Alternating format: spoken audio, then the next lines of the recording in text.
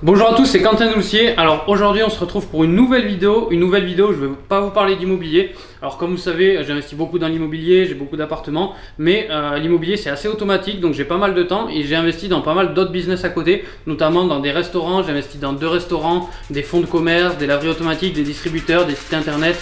Donc je vais vous parler un peu dans les business dans lesquels j'ai investi.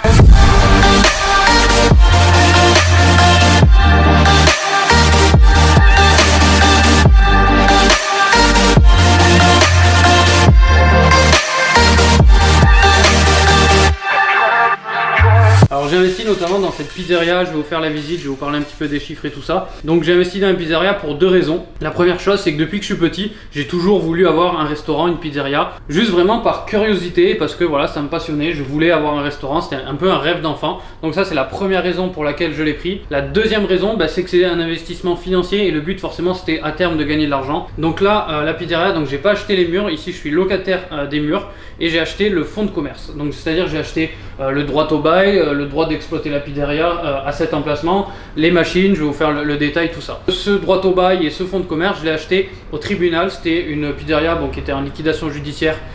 Du coup j'ai dû faire une offre, la racheter au tribunal et je l'ai eu. Du coup forcément je l'ai eu à un prix très intéressant et mon objectif c'était de la remettre en activité pour pouvoir la revendre plus cher.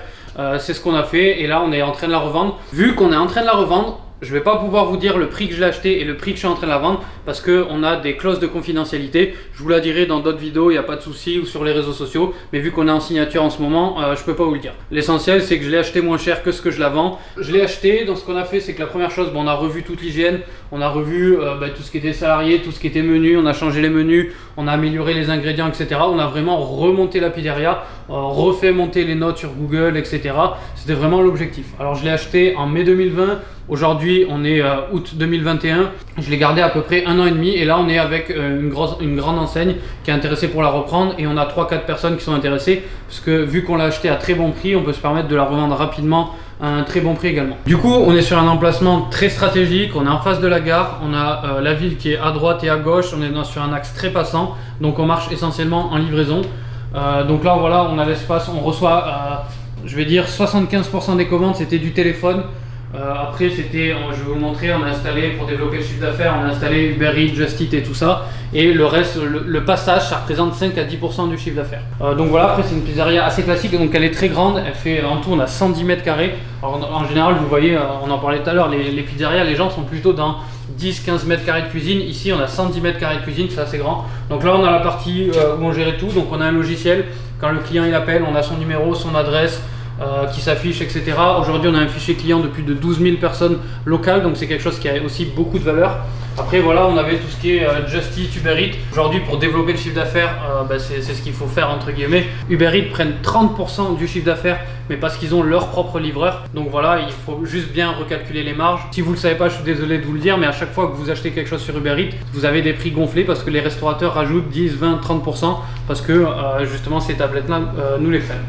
Après on a la partie cuisine, donc préparation classique, je ne vais pas vous faire la présentation, même si quand il y avait un salarié qui était absent, qui était malade, etc., c'est moi, ça m'est arrivé plusieurs fois. La journée je bossais dans l'immobilier et le soir je venais faire les pizzas, et il y a même Steven qui venait faire le livreur, etc. Donc ça nous arrivait souvent de mettre les mains entre guillemets dedans, mais on l'a aussi acheté pour ça, pour s'amuser, pour entreprendre, parce que c'est quelque chose qui nous plaisait. Donc là, on faisait les pâtes maison, donc on commandait pas des pâtes, on faisait des pâtes fraîches ici maison. Bon après voilà, on préparait les pâtes.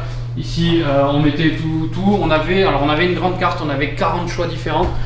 Mais voilà, on avait un grand truc, donc on pouvait très facilement le gérer. Après, vous avez une partie plonge, ça sert à rien de le visiter. On a une partie plonge, une partie vestiaire WC. Après, on faisait des tapas, donc on avait une friteuse.